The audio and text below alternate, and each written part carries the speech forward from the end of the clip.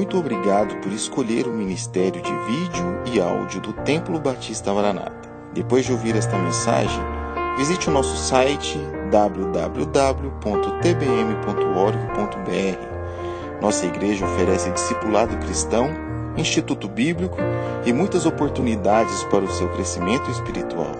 Que Deus o abençoe. Maranata, ora vem, Senhor Jesus.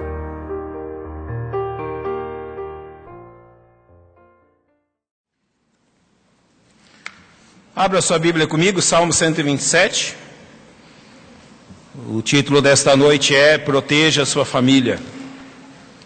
Salmos, capítulo 127.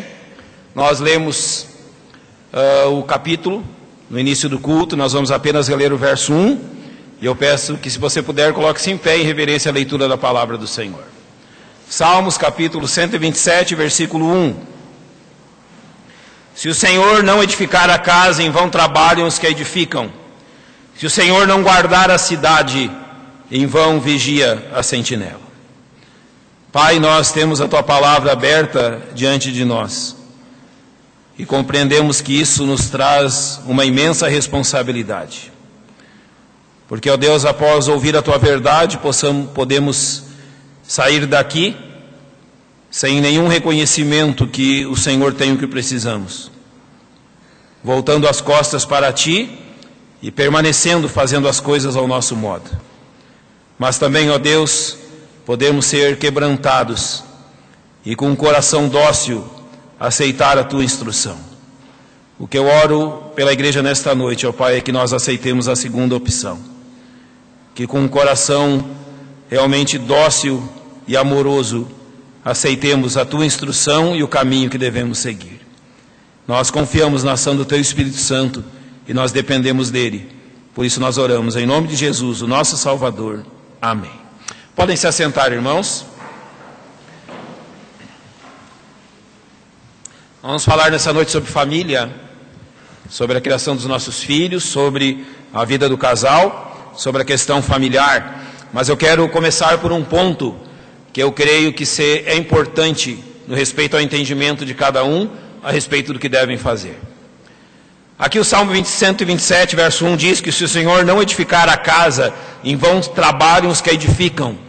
E depois ele acrescenta que se o Senhor não guardar a cidade, em vão vigia a sentinela. Infelizmente, alguns, ao lerem esse versículo, entendem então que nós devemos cruzar os braços e deixar tudo com o Senhor. Certa vez ouvi de alguns religiosos que o líder deles lhes convenceu que eles não precisavam plantar as sementes de milho, que o Senhor lhes daria a safra sem que eles plantassem. Então, eles, acreditando naquilo, não fizeram a plantação, e quando começou a vir algo verde sobre a terra, normalmente mato, grama, alguma coisa, eles pensaram que era um milho, mas em poucos dias se demonstrou que a ideia deles era completamente desvairada. Ninguém colhe nada que não tenha plantado primeiro. Então aqui a noção de que nós devemos cruzar os braços e entender que o Senhor fará tudo não é bíblica. Jamais foi. Não é isso que o Senhor tem nos ensinado. O Senhor nos ensina graça e responsabilidade. É isso que a Bíblia ensina. É um princípio muito claro. A graça de Deus age junto da nossa responsabilidade. Então entendamos o seguinte: se o Senhor não edificar a casa, realmente é em vão edificá-la. Se o Senhor não guardar a cidade, realmente é em vão a sentinela guardá-la. Mas notem, não diz aqui que devemos parar de edificar, nem parar de vigiar. Não diz aqui que nós devemos cruzar os nossos braços e entender que o Senhor fará tudo. Não é o método que o Senhor usa. Apesar de ter poder para isso, não é a forma de ação dele. Graça e responsabilidade andam juntas. A graça anda junto ao dizer que Deus realmente tem nos capacitado e nos abençoado. E podemos dizer que jamais chegaríamos onde estamos em nossas famílias se Deus não fizesse isso. É a graça de Deus nos ajudando. Paulo, ao falar sobre isso, disse que eu trabalhei muito mais que os demais, mas não trabalhei sozinho, mas a graça de Deus comigo. Ele está dizendo o seguinte: não havia possibilidade de eu cruzar os meus braços e entender que Deus faria tudo. Ele disse: não, eu me esforcei, eu trabalhei muito mais do que os outros, então a graça de Deus me ajudou. Ou seja, ele entendeu que responsabilidade e graça andam juntos. A proteção da família depende sim da graça de Deus. Não for Deus, nada se susterá.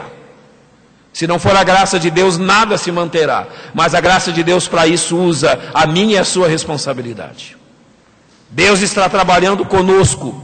Deus está trabalhando com nossas famílias. E o que realmente Ele deseja aqui nos ensinar é que Ele sempre estará conosco. Então trabalhemos. Ele sempre nos ajudará. Então coloquemos as mãos às obras. Ele sempre estará nos abençoando. Então não há razão para cruzar os braços. Então aqui nos ensina um ponto sobre as nossas famílias. Sim, é preciso esforço. É preciso trabalho. É preciso dedicação. É preciso confiar no Senhor e fazer aquilo que Ele quer. Eu uso muitas vezes com os irmãos o exemplo de quando meus filhos ainda eram pequenos e eu precisava usar da vara de correção. E digo aos irmãos claramente, eu não consigo perceber completamente como o uso da vara vai mudar o coração do meu filho. E eu entendo que eu não preciso compreender tudo isso, eu preciso obedecer. Deus não me disse que aconteceria isso no cérebro e no coração dele enquanto eu usasse a vara. Deus disse simplesmente que a vara o livraria do inferno. Então eu aceito isso pela fé. Mas isso não quer dizer que eu entrego tudo e digo: Senhor, faz tudo. Não, a minha obrigação é usar. Se eu não usar, as bênçãos não virão. Por isso graça e responsabilidade sempre andam juntas. É preciso confiar em Deus, sem dúvida, mas é preciso também cumprir a nossa parte. Infelizmente, a parte do Senhor sempre é perfeita, mas infelizmente a nossa muitas vezes deixa a desejar. Felizmente, a graça é maravilhosa, mas infelizmente a nossa obediência nem sempre chega a este nível. Eu vou citar 3 coisas, 3 fatos que são da nossa responsabilidade. Eu vou focar hoje na nossa responsabilidade, mas sem jamais esquecer da graça de Deus. Estarei dizendo o que Deus quer que nós façamos, mas jamais esquecendo que o que fazemos é pela graça de Deus. Graça e responsabilidade sempre andarão juntas. Então, o primeiro fato que eu quero falar com os irmãos, eu convido que você me acompanhe, abrindo a sua Bíblia, Mateus capítulo 7. Mateus capítulo 7, versos 24 a 27. A palavra de Deus nos ensina algo precioso nesse texto. E eu creio que os irmãos já o conhecem. Ele diz assim: todo aquele, pois, que escuta essas minhas palavras e as pratica. Notem aqui a nossa responsabilidade. Escuta e pratica. Assemelhá-lo-ei ao homem prudente que edificou a sua casa sobre a rocha, desceu a chuva e correram rios, sopraram ventos e combateram aquela casa, e não caiu porque estava edificada sobre a rocha. Aquele que ouve essas minhas palavras e não as cumpre, compará-lo-ei ao homem insensato que edificou a sua casa sobre a areia. Desceu a chuva, correram rios, sopraram ventos e combateram aquela casa, e caiu, e foi grande a sua queda. Se há algo que esse texto nos ensina, é que nós somos responsáveis pelo que construímos. Notem, aquela casa que foi edificada sobre a rocha permaneceu devido à obediência. A casa edificada sobre a areia ruiu devido à desobediência.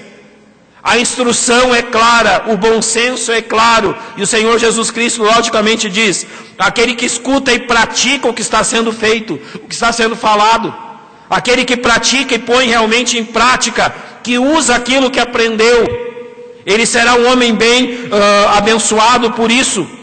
É interessante que aqui o Senhor dirige as suas palavras exatamente a essas pessoas.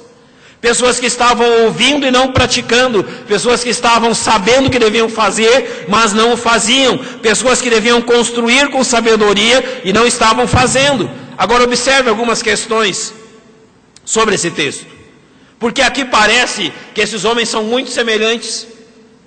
Há muitas semelhanças entre aquilo que esses homens estão fazendo. Primeiramente, ambos tinham o mesmo desejo de construir uma casa onde pudessem estar com suas famílias. Ambos demonstraram o mesmo desejo. Ambos demonstraram o mesmo planejamento.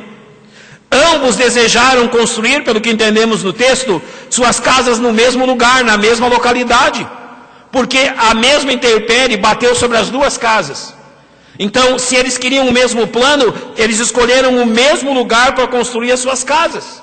Aparentemente, o gosto quanto à construção dessas casas era o mesmo, porque exteriormente as casas eram iguais. Olhando exteriormente, as casas não tinham diferença entre elas, salvo o alicerce, salvo aquilo que você não via, salvo aquilo que estava por debaixo da casa. E isso então coloca uma diferença sutil entre esses dois homens. E notem como Lucas vai narrar essa diferença no capítulo 6, verso 48. E semelhante ao homem que edificou uma casa e cavou e abriu bem fundo e pôs os alicerces sobre a rocha, e vindo a enchente bateu com ímpeto a corrente naquela casa, e não a pôde abalar, porque estava fundada sobre a rocha. Lucas traz ainda mais definições sobre isso. Ele diz: ele edificou uma casa, ele cavou, e ele abriu bem fundo e pôs os alicerces sobre a rocha. Graça e responsabilidade. A rocha estar ali é graça. Você construir sobre a rocha é responsabilidade. A rocha estar ali é presente de Deus, graça de Deus. Você edificar sobre ela é sua responsabilidade. Porque a rocha pode estar ali e simplesmente você não edificar sobre ela. Para que fosse construído sobre ela, ele trabalhou, cavou, abriu fundo, até que encontrou a rocha. Essa era a sua responsabilidade. A graça colocou a rocha ali, mas foi ele que precisou atingi-la. Isso é responsabilidade. No capítulo 6, verso 49 de Lucas, há o exemplo do segundo homem. Mas o que ouve e não pratica é semelhante ao homem que edificou uma casa sobre a terra, sem alicerces, na qual bateu com ímpeto a corrente, logo caiu, e foi grande a ruína daquela casa. Isso aqui é a diferença. Exteriormente tudo era igual, exteriormente tudo se assemelhava, mas havia uma diferença que realmente mudava tudo. Um soube sobre o que construir, o outro não teve interesse sobre isso. Nós somos muitas famílias na igreja, pessoas que vêm aqui semanalmente ouvir da palavra de Deus, ter comunhão com o Senhor uns com os outros. Nós podemos estar nos mesmos lugares, ouvindo as mesmas palavras, sendo da mesma forma exortados e tendo dois comportamentos extremamente diferentes. Esta igreja estar aqui, a liberdade para pregar e ensinar, tudo que Deus tem feito por nós é graça. Colocar em prática é responsabilidade. Ou seja, tem a parte do Senhor, e o Senhor tem cumprido com todos os méritos isso. O Senhor tem feito tanto por nós e nos dado tanto. Mas se não houver a responsabilidade da nossa parte, nós somos como o segundo homem. Construímos sobre a areia, não cavamos fundo e nem estamos sobre a rocha. E nós podemos fazer aqui uma diferença muito clara entre esses dois homens. Nós vamos chamá-lo aquele que construiu sobre a areia de tolo, e aquele que construiu sobre a rocha de prudente. E nós vamos traçar algumas questões sobre eles. Sobre o homem tolo que construiu sobre a areia. Todo tolo é um precipitado. Já percebeu isso? Que a tolice é caracterizada pela precipitação. A graça de Deus sempre nos ajuda. O que nos falta às vezes é paciência para que a graça de Deus trabalhe. O tolo quer fazer antes que a graça de Deus se manifeste. O tolo quer fazer da sua forma, do seu jeito, sem a ajuda e sem a orientação de Deus. Ele é alguém precipitado que faz as coisas antes da hora. E uma segunda característica profunda dele é alguém que não dá ouvidos à instrução. A graça de Deus se manifesta, mas ele não usa.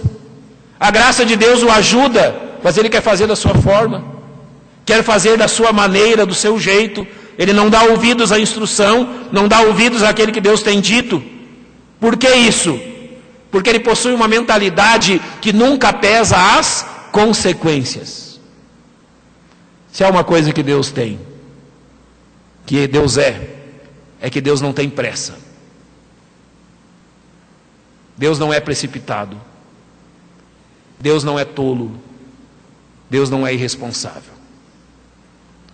Infelizmente, se nós construirmos sem pesarmos as consequências serão duras. Aquele homem não deu ouvidos à instrução. Aquele homem não deu ouvidos e não pesou as consequências. Foi precipitado e colheu o resultado disso. É o que nós não devemos fazer. A graça está ao nosso lado, não há necessidade de precipitação. Agora pense no indivíduo prudente. Eu gosto desse homem. Eu gosto do homem que construiu sobre a rocha. Eu gosto de ler sobre ele e eu vejo algo dele muito interessante. Ele desejou construir algo que seja durável. Eu gosto disso nele. Ele se esforçou por construir algo que não seria facilmente destruído. Ele procurou conhecer todos os detalhes que pudesse sobre as possibilidades do que poderia ocorrer com o seu empreendimento. Interessante isso. Ele quis saber tudo, e querendo saber tudo, ele soube que aquele pequeno riacho, vamos pensar, colocar nossa imaginação a pensar nisso. Aqui estão eles sobre uma parte alta, construindo 2 casas, lá embaixo um riacho. Ele passa calmamente por lá, e então aquele homem vai querer saber se toda a época do ano aquele riacho age da mesma forma, ou se algum tempo ele vai encher, se as chuvas vão enchê-lo. E alguém vem então e diz a ele: olha, ele está muito calmo lá embaixo, passa com pouca água, mas quando chove nas partes de cima, ele se enche, se torna uma grande torrente, e além disso nesse vale cruzam ventos temporais, e isso é muito perigoso. Então ele observa tudo aquilo que foi lhe falado, e ele diz: olha, as coisas são assim, elas não são fáceis, há muitos problemas, há muitas lutas no caminho. Então eu quero construir uma casa, eu vou construir uma casa sabendo de tudo isso e tomando as medidas necessárias. Isso é responsabilidade. Isso é responsabilidade que ele possui e que ele coloca em prática. E uma coisa muito importante sobre ele: esse homem prudente não é precipitado, ele pensa e pesa as coisas antes de agir. Por isso eu gosto dele. Sempre pesa as coisas, está pensando antes de agir. Então nós podemos dizer 2 coisas a respeito dessas 2 casas. Primeiro, uma foi construída após incessante consulta, a outra sem consulta alguma. E apesar de serem tão semelhantes, a diferença entre elas estava em algo oculto aos olhos. Esse é o problema. Todos nós, vamos dizer assim, temos uma imagem que nós mostramos para os outros. Todos nós. Nenhum de nós aqui é diferente nisso. Somos iguais em tudo isso. Nós temos uma imagem que nós queremos que os outros percebam. Isso é natural. Não é que os outros percebam como somos, como é a nossa família, como é isso, como é aquilo. É natural que os outros se apercebam disso e tenham até uma opinião sobre isso. Agora, todos nós também sabemos que por baixo desta imagem sempre tem alguma coisa. Por baixo daquilo que as pessoas veem, sempre há algo que elas não veem. E o que eu estou perguntando a vocês, lá embaixo, onde nem o pastor nem a igreja vem, o que tem lá embaixo? Como que você construiu as coisas? Como que você edificou o seu lar? Como que você estabeleceu aquilo que nós vemos hoje? Porque tudo pode ser muito belo aos olhos, mas não ter fundamento nenhum, aonde os olhos não alcançam. Paulo nos ensina que ninguém pode pôr outro fundamento além do que já está posto, o qual é Jesus Cristo. Não há outro fundamento para o nosso lar, a não ser amarmos e servirmos ao Senhor Jesus Cristo em tudo. Você pode ter uma família bela, mas sem Jesus Cristo sempre falta alguma coisa. A sua responsabilidade chama para que Jesus seja a pessoa mais importante no seu lar, e as coisas no seu lar sejam feitas de acordo com aquilo que Ele manda. Ele é o Senhor do nosso lar. Não há outro. Não pode ser outro. Em segundo lugar, você é responsável também pelos valores que você adota na sua família. Ou seja, a família não é algo que já vem com um pacote de valores. Você adota os valores na sua família de acordo com a sua responsabilidade. Eu vou citar alguns valores aqui que são essenciais à família que está sendo construída sobre a rocha. Há questões realmente que não podem faltar no nosso lar e que são responsabilidade nossa. A primeira delas, e a mais importante, creio eu, a Bíblia chama de temor do Senhor. Provérbios 1,7 diz: o temor do Senhor é o princípio do conhecimento, ou seja, o temor do Senhor é a base, é a fonte, é o ponto de partida de tudo aquilo que fazemos. O temor do Senhor é aquilo que realmente importa no nosso lar. Nós temos que criar um lar e filhos e uma família onde pai e mãe, marido e mulher respeitam e temem ao Senhor. Porque se faltar o temor do Senhor, o que eu posso dizer? Se faltar o temor do Senhor, irmãos, faltou tudo. Nada se edifica sem o temor do Senhor. Um lar ou uma igreja onde não há temor do Senhor não vai para frente, não tem como. O temor do Senhor é o princípio de todas as coisas. E o temor do Senhor nos ensina algumas coisas extremamente importantes. A primeira delas: todos nós prestaremos contas pelas nossas responsabilidades. Sabe, eu não sei por que você faz as coisas. Você pode ter diversos motivos para fazer ou deixar de fazer algo. Mas o fato que nós vamos prestar contas ao nosso Deus por aquilo que fazemos deve realmente refletir profundamente no nosso coração. Hebreus 4,13 diz assim, que não há criatura alguma encoberta diante dele, antes todas as coisas estão nuas e patentes aos olhos daquele com quem temos de tratar. Nós estávamos na escola dominical algumas semanas atrás, estamos ainda falando sobre os atributos de Deus, e nós estávamos falando sobre o atributo da onisciência de Deus. Deus conhece todas as coisas. E nós chegamos a uma conclusão com os irmãos que abençoa a minha vida, eu gostaria que abençoasse a sua também. A onisciência de Deus me ensina duas coisas. Primeiro, se eu levar realmente a onisciência de Deus como algo real, eu estar convicto que Deus é onisciente de todas as coisas, eu vou ter medo de pecar. Sim. Porque sabe, normalmente, e os crentes, eu vou usar essa expressão, não me leve a mal, os crentes vão aprendendo uma certa malandragem. Sim, de como pecar sem ser visto, de como pecar sem ser percebido, de como pecar sem ser pego. Mas a onisciência de Deus nos ensina uma coisa, que a real razão pela qual não pecamos, não é porque o pastor ou a igreja está vendo, mas é pelo fato certo, inevitável, que Deus está vendo, que Deus conhece. Eu não quero pecar, não é porque aquilo que os meus irmãos vão achar de mim, mas sim pelo que o meu Deus vai achar de mim. Eu posso esconder de todos vocês, mas eu não posso esconder de Deus.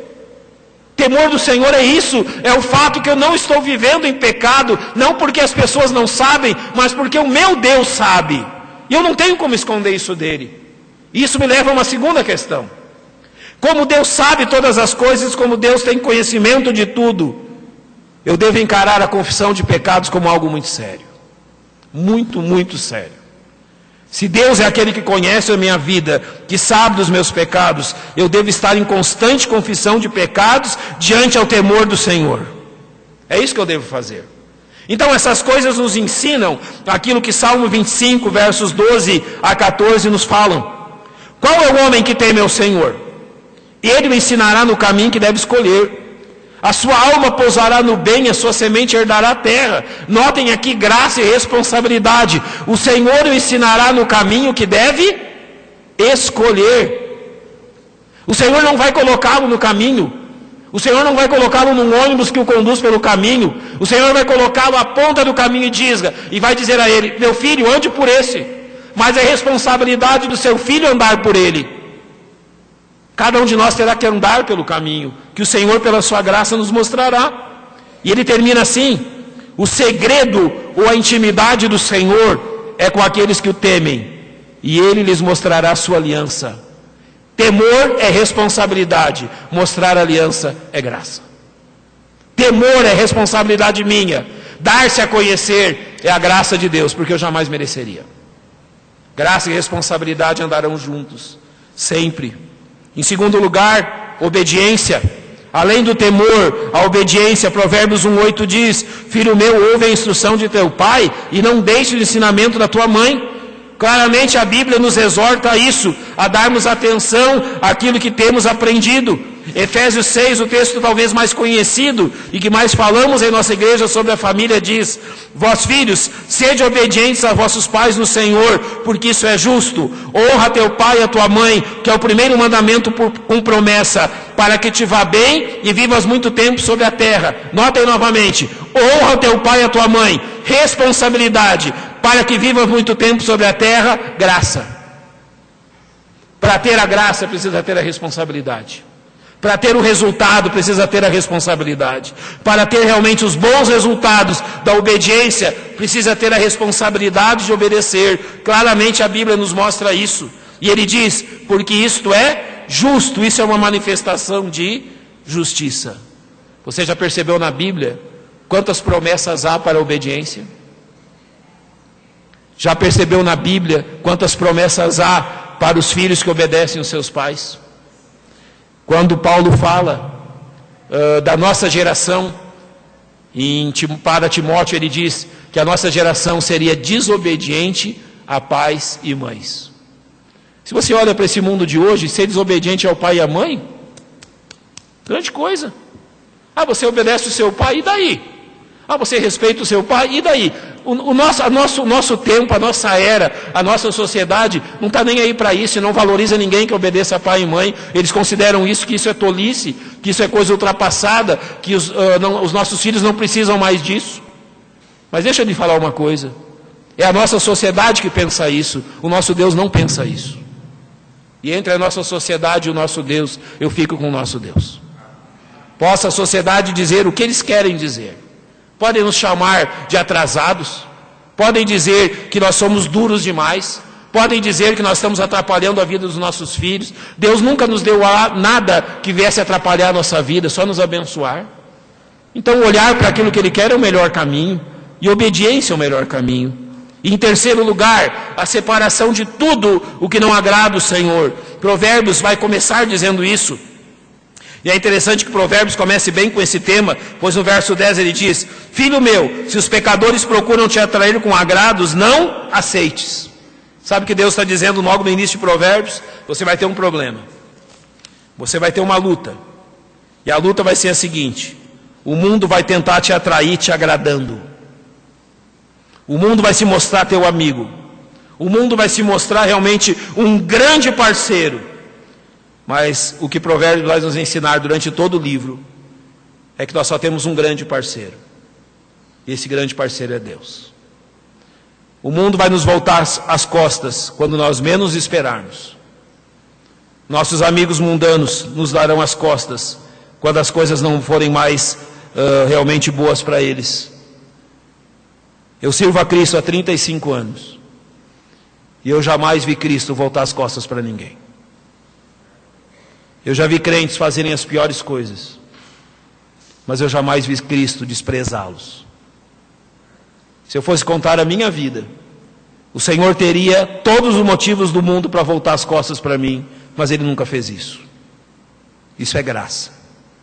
Voltar-se para Ele é responsabilidade. Graça e responsabilidade sempre andarão juntas. E eu gosto sempre de lembrar para os meus filhos e para mim mesmo, 1 João 2,17... e o mundo passa e a sua concupiscência, mas aquele que faz a vontade de Deus permanece para sempre. Isso é uma promessa preciosa a todos nós, nesta responsabilidade que temos para com o nosso lar.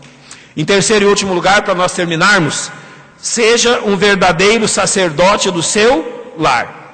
Sim, seja um verdadeiro sacerdote do seu lar. Qual era o papel do sacerdote no Velho Testamento? Era conduzir o povo a Deus.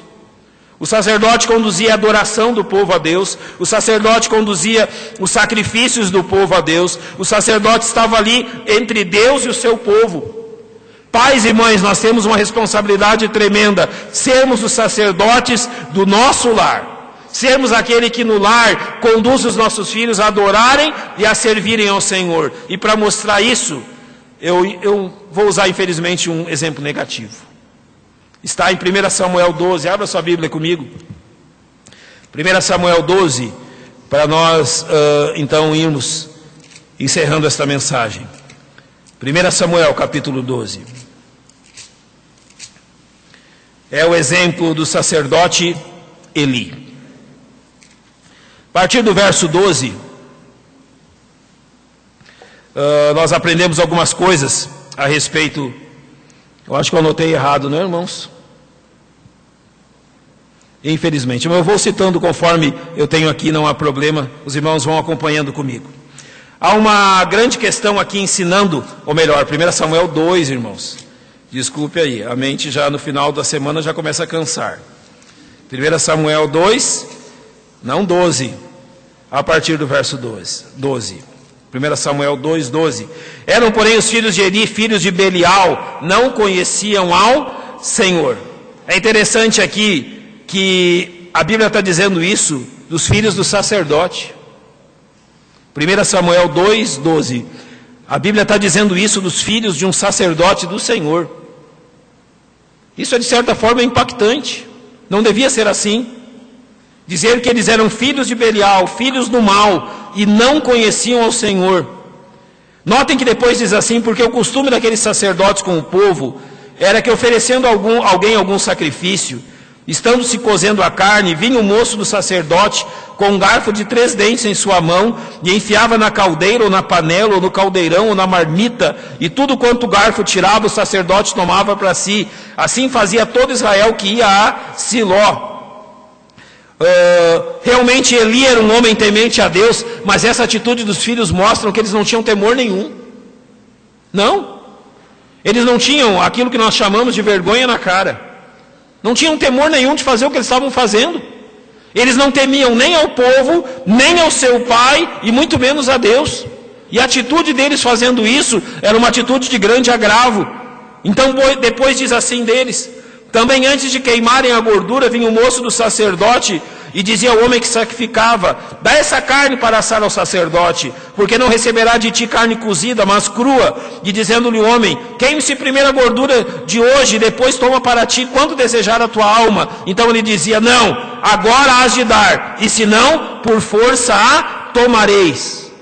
Sabe o que mostra isso? Eles eram filhos de um homem que o povo amava, mas eles não amavam o povo. Eles eram filhos de um homem que amava a Deus, mas eles mesmos não amavam a Deus. Eles tinham uma atitude completamente diferente daquela que o pai deles tinha. E o texto completa da seguinte forma: era, pois, muito grande o pecado desses moços perante o Senhor, porquanto os homens desprezavam a oferta do Senhor. Mas há algo mais grave aqui. Capítulo 2, verso 22 diz assim: era, porém, Eli já muito velho, e ouvia tudo quanto seus filhos faziam a todo Israel, e de como se deitavam com as mulheres que em bando se ajuntavam à porta da tenda da congregação. E disse-lhes: por que fazeis tais coisas? Pois ouço de todo este povo os vossos malefícios. Não, filhos meus, porque não é boa esta fama que ouço. Fazeis transgredir o povo do Senhor. Pecando o homem contra o homem, os juízes o julgarão. Pecando, porém, o homem contra o Senhor, quem rogará por ele? Mas não ouviram a voz de seu pai, porque Deus os queria matar. Você consegue se colocar no lugar de Eli? Porque Deus os queria matar. O grande problema de Eli, e aquilo que aprendemos negativamente da história dele, é o fato que Eli, o texto jamais diz isso, em nenhum ponto diz, que Eli os tenha confrontado diretamente.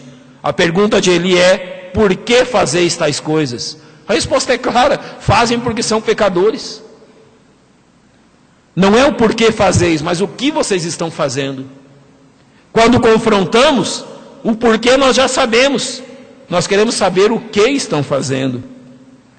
Ele teve uma grande falha.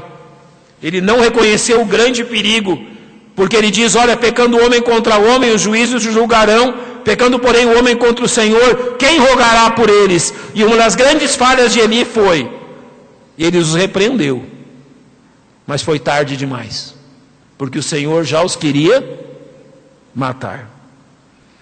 No verso 29, é dito assim: por que pisastes o meu sacrifício e a minha oferta de alimentos, que ordenei na minha morada, e honras teus filhos mais do caminho, para vos engordardes do principal de todas as ofertas do meu povo de Israel? Deus aqui aponta a razão. Eli honrava os seus filhos mais do que honrava a Deus. Essa era a razão. Os filhos vinham em primeiro lugar, depois então Deus viria, e aquele homem que servia a Deus teve essa atitude e esse erro. Quais foram as consequências? Verso 30. Portanto, diz o Senhor Deus de Israel, na verdade tinha falado eu que a tua casa e a casa de teu pai andariam diante de mim perpetuamente, porém agora diz o Senhor, longe de mim tal coisa, porque aos que me honrarem honrarei, porém os que me desprezam serão desprezados. Isso é muito forte. Aos que me honrarem, eu honrarei. Aos que me desprezam, desprezo. Deus é tão bom, Deus é tão gracioso, que tantas e tantas vezes nós merecemos desprezo e Ele não nos despreza. Mas o que Deus não faz é impedir que as consequências cheguem. Sim. Se nós não tivermos responsabilidade sobre o nosso lar, Deus vai permitir que as más consequências venham. Deus não deixou de amar Eli, mas Ele permitiu que as consequências se dessem sobre a sua família. O verso 31 diz, eis que vem dias em que cortarei o teu braço e o braço da casa de teu pai, para que não haja mais ancião algum em tua casa. Aqui eles perdem os direitos sacerdotais e o direito de servir a Deus. No verso 32 diz, nem haverá por todos os dias ancião algum em tua casa. Deus diz que por causa disso, os seus moços morreriam e não veriam a velhice. Por causa disso, no verso 34 diz, a Ofne e a Finéias, ambos morrerão no mesmo dia.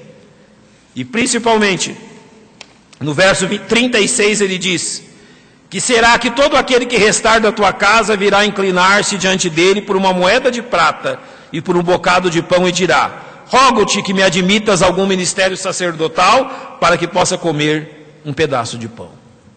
Sabe o que faltou a Eli? Responsabilidade.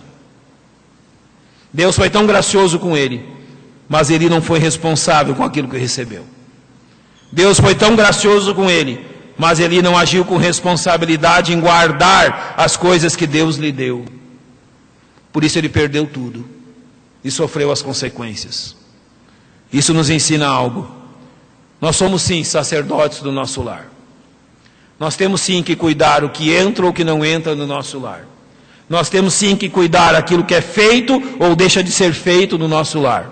Nós temos essa responsabilidade. Há por aí uma tendência e um pensamento que os nossos filhos e as pessoas no nosso lar devem ter plena liberdade de fazer o que bem entendem. Não, irmãos, isso não é bíblico, isso não é bom. Pais são sacerdotes do lar, pais são responsáveis por aquilo que acontece no lar. Sim, você tem que ter todo o controle, sim, é sua responsabilidade saber o que entra em sua casa, o que é feito em sua casa, como estão as coisas na sua casa, enquanto há tempo.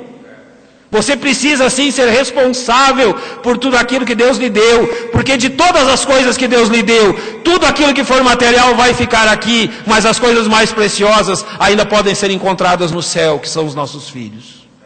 Responsabilidade. Eu sei, pais, e aqui me dispo do papel de pastor e assumo o papel de pai. Sim, nós conduzimos os nossos lares muitas vezes em lágrimas. Isso é verdade. Quantas vezes nos ajoelhamos e oramos a Deus pelos nossos filhos. Isso é verdade. Mas então, junto dessa responsabilidade, nós provamos uma coisa incrível, chamada graça. Quando cumprimos a nossa responsabilidade, nós percebemos como a graça de Deus nos tem ajudado. E com isso eu lhe encorajo, sim, a ser sacerdote do seu lar, porque Deus tem dado graça para isso. Choraremos ainda muitas vezes, com certeza. Nos decepcionaremos, sim, pode acontecer. Teremos dificuldades e lutas, e quem as não tem?